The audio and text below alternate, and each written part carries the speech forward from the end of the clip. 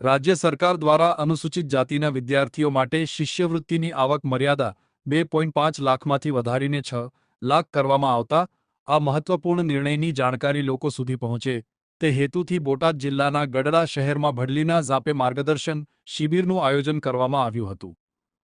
આ કાર્યક્રમમાં પ્રદેશ ભાજપ અનુસૂચિત મોરચાના વક્તા પ્રવીણ મારુ અને જિલ્લા ભાજપ પ્રમુખ મયુરભાઈ પટેલે ઉપસ્થિત લોકોને માર્ગદર્શન આપ્યું હતું। સાથે જ સમાજના આગેવાનો દ્વારા રાજ્ય સરકારનો આ નિર્ણય બદલ આભાર વ્યક્ત કરવામાં આવ્યો હતો।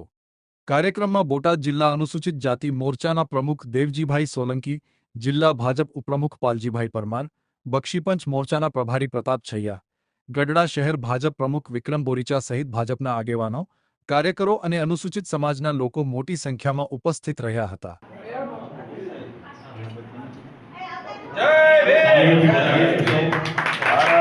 बोलो भारत माता की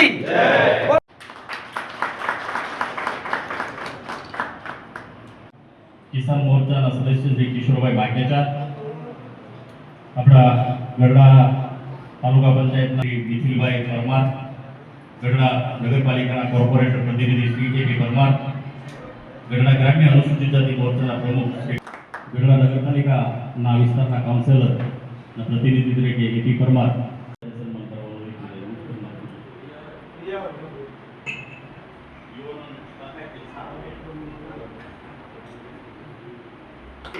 बोलो भारत माता की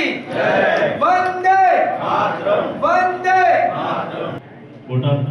જિલ્લા ભાજપના ઉપપ્રમુખ અને જિલ્લા પંચાયત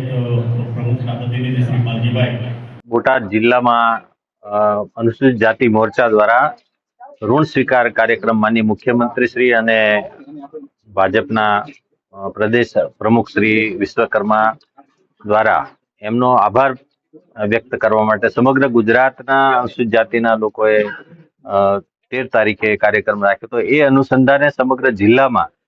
તાલુકે આ કાર્યક્રમ યોજી અને જે અનુસૂચિત જાતિના વિદ્યાર્થીઓને જે આવક મર્યાદા 2.5 લાખની હતી એની 6 લાખ કરવામાં આવી છે। એ રીતે અનુસૂચિત જાતિના જે સંતો મહાત્માઓ છે એમના કાર્યક્રમો ગામડે ગામડે યોજવા, એમના જન્મતિથિ અને એના નિર્વાણ તિથિની ઉજવણી કરવી અને સમગ્ર રાજ્યની અંદર અનુસૂચિત જાતિના લોકોને વધારે જે લાભ મળ્યો છે એ લાભના માટે આભાર વ્યક્ત કરવા માટે અમે અહીંયા ગઢડા તાલુકાનો એક કાર્યક્રમ રાખ્યો હતો। એમાં આપણા જિલ્લા પ્રમુખ માનનીય શ્રી મયુરભાઈ પટેલ પણ ઉપસ્થિત છે અને મોરચાના અધ્યક્ષ ભાઈ દેવજીભાઈ પણ ઉપસ્થિત છે અને આ કાર્યક્રમ ખૂબ જ સફળ રહ્યો અને એ તાલુકે ગામડે આ સંદેશો પહોંચાડવા માટેની વિનંતી કરું।